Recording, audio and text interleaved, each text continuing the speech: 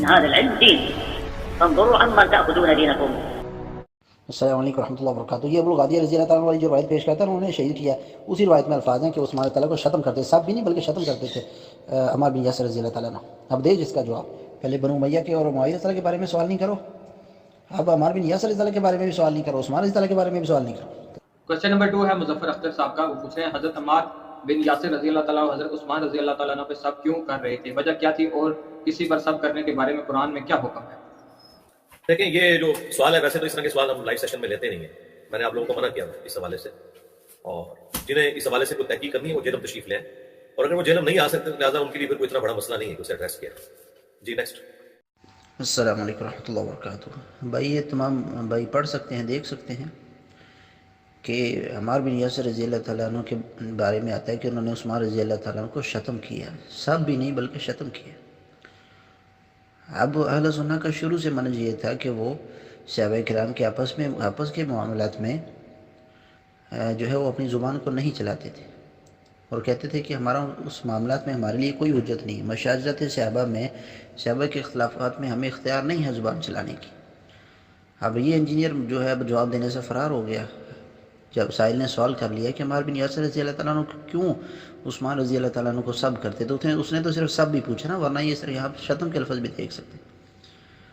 یعنی عثمان بن عفان رضی اللہ تعالیٰ عنہ جو علی رضی اللہ تعالیٰ عنہ سے بھی افضل ہیں، اہل سنت کے عقیدے کے مطابق علی رضی اللہ تعالیٰ عنہ سے بھی افضل ہیں عثمان رضی اللہ تعالیٰ عنہ، تیسرے خلیفہ ہیں جن کے ہاتھ پر علی رضی اللہ تعالیٰ عنہ نے بھی بیعت کی ہوئی تھی. تو ان کو عمار بن یاسر طرح شتم کرتے تھے. اب کیا نعوذ باللہ من ذالک، اس روایت کو لے کر مرزا اور اس کی پارٹی جو ہے وہ عمار بن یاسر رضی اللہ تعالیٰ عنہ کو بھی تان شروع کر دے کہ انہوں نے کیا کیا. وہی رویہ اور وہی مزاج جو معاویہ رضی اللہ کے لیے رکھتے ہیں وہ عمار بن یاسر کے لیے بھی رکھیں گے، کیونکہ وہ تو علی رضی اللہ تعالیٰ عنہ سے بھی افضل شخص کو سب و شتم کر رہے ہیں. یہ روایت تو مرزا کے نزدیک ثابت ہے نا، اس لیے وہ اس میں سے پیش کرتا ہے کہ بھئی ابو الغادی رضی اللہ تعالیٰ عنہ نے شہید کر دیا عمار بن یاسر رضی اللہ تعالیٰ عنہ کو. اس روایت میں تو یہ الفاظ بھی ہیں. اب اسی روایت میں سے جب اس کے بارے میں سوال ہوا ہے تو پھر کہتے جیل میں آ جائیں، یہ کیا بات ہوئی. یہاں تمام بھائیوں کو ایک اور بات کی طرف بھی توجہ دلانا چاہتا ہوں، شاید کسی بھائی کی اس طرف نظر نہ جائے کہ علی رضی اللہ تعالیٰ عنہ کے قاتل جس کا نام عبد الرحمن بن ملجم تھا، اسحاق جعلوی مرزا کو استاد کہتا ہے کہ وہ جو تھا نا علی رضی اللہ کا قاتل عبد الرحمن بن ملجم بڑا نیک شخص تھا، اللہ کا ذکر کرنے والا تھا، مجتہد تھا. یعنی اس نے علی رضی اللہ کو شہید کیا اور اجتہاد کیا. وہ اجتہاد کیا تھا وہ بھی اس نے بیان کیا کہ بھئی اس نے کہا کہ امت میں سے 3 لوگوں کو مار دیا جائے تو امت میں سے فساد ختم ہو جائے گا.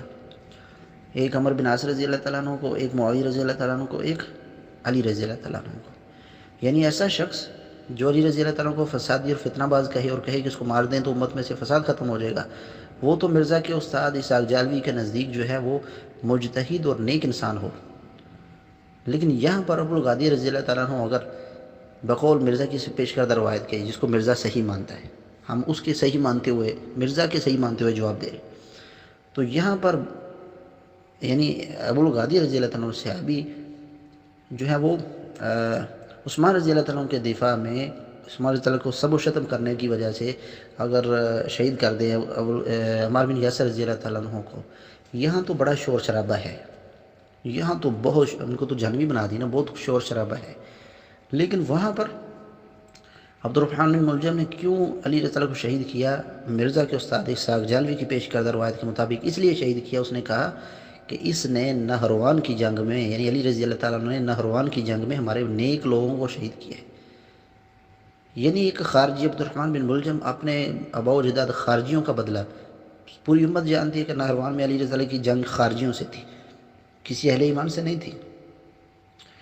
تو یہ بات سمجھ لیں کہ ایک خارجی عبد الرحمن بن ملجم اگر اپنے آباء و اجداد خارجیوں کا بدلہ لینے کے لیے، نہروان والوں کا بدلہ لینے کے لیے علی رضی اللہ تعالیٰ کو شہید کر دے تو وہ تو پھر بھی مجتہد اور نیک انسان ہو. خارجیوں کا بدلہ لینے کے لیے علی رضی اللہ کو شہید کر دے، اور یہاں ابو الغادی رضی اللہ تعالیٰ عنہ جو ہیں وہ عثمان رضی اللہ تعالیٰ عنہ کے دفاع میں اگر شہید کر دے ان کو، عمار بن یاسر رضی اللہ تعالیٰ عنہ کو، تو یہاں تو شور شرابہ ہے، یہاں تو وویلہ ہے، یہاں کوئی اجتہاد نہیں ہے، بلکہ یہ سارے جرمی ہیں. نعوذ باللہ من ذالک.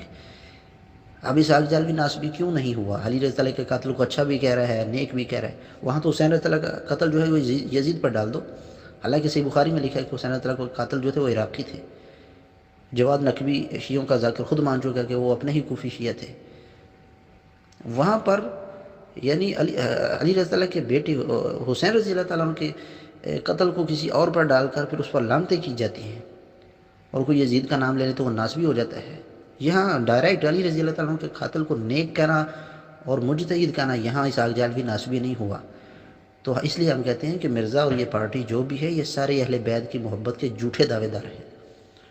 بھئی اگر دیوبندی بریلیوں میں سے اہل حدیثوں میں سے کوئی یہ بات کرتا ہے کہ عبد الرحمن بن ملجم علی رضی اللہ تعالیٰ عنہ کا قاتل بڑا نیک اور مجتہد تھا، بہت نیک انسان تھا، تو ناسبیت کے فتوے لگ جاتے ہیں۔ لیکن یہی بات مرزا کے اپنے استاد نے کی ہے، اب خاموشی ہے۔ یہ جھوٹے ہیں اہل بیت کی محبت میں۔ یہ جعلوی اور یہ مرزا، یہ گمراہ قسم کے جو لوگ ہیں، یہ اہل سنت کو تانا دیتے ہیں کہ یہ حدیث ثقلین نہیں مانتے، یہ غدیر خم والی حدیث نہیں مانتے، یہ اہل بیت کی فضائل کی حدیث نہیں مانتے۔ ہم ان کو کہتے ہیں کہ ہمارے سامنے بیٹھیں کہ اہل بیت کی حدیث آپ بیان کرتے جائیں جو صحیح سند کے ساتھ ثابت ہے۔ آپ ساری اہل بیت کی حدیث بیان کریں، آخر میں ہم ایک ہی بات کہیں گے کہ اہل بیت میں نبی صلی اللہ علیہ وسلم کی ازواج بھی ہیں، تو جتنے فضائل آپ نے اہل بیت کے بیان کیے ہیں تو اس میں تو ان کے فضائل بھی آگے، یعنی اس سے مراد نبی صلی اللہ علیہ وسلم کی بھی ازواج بھی ہوئی نا۔ پھر ان کی شکلیں لٹک جائیں گی۔ یہ جو کہتے ہیں نا اللہ کی کتاب، نبی صلی اللہ علیہ وسلم فرمائے کہ اللہ کی کتاب اور اہل بیت کے، یعنی اللہ کی کتاب کو پکڑنا اور اہل بیت کے بارے میں تم جو ہے اللہ سے ڈرتے رہنا، یہ حدیث بیان کریں گے بڑے زور و شور سے، اور اہل سنت کو کہیں گے کہ یہ لوگ تو یہ حدیث بیان ہی نہیں کرتے۔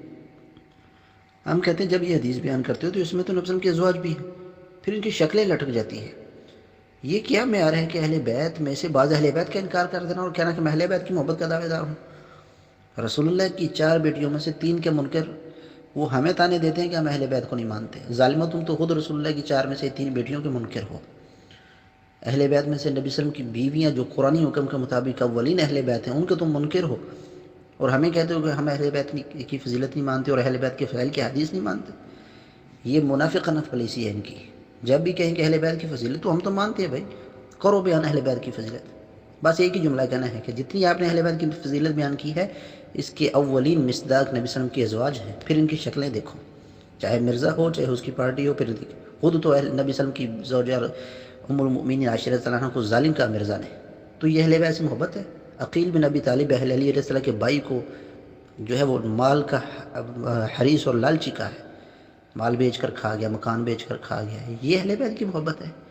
یہ اہل بیت کی محبت کے جھوٹے دعوے دار ہیں۔ علی رضی اللہ کے قاتل کو بڑا اچھا اور نیک تھا۔ ظالموں، دنیا میں بھی ذلیل ہو آخرت میں بھی ذلیل ہو۔ یہ وہ لوگ ہیں قیامت کے دن اٹھیں گے کہ کالے چہروں کے ساتھ ذلیل، جو صحابہ کرام کے ایمان کے قائل نہیں۔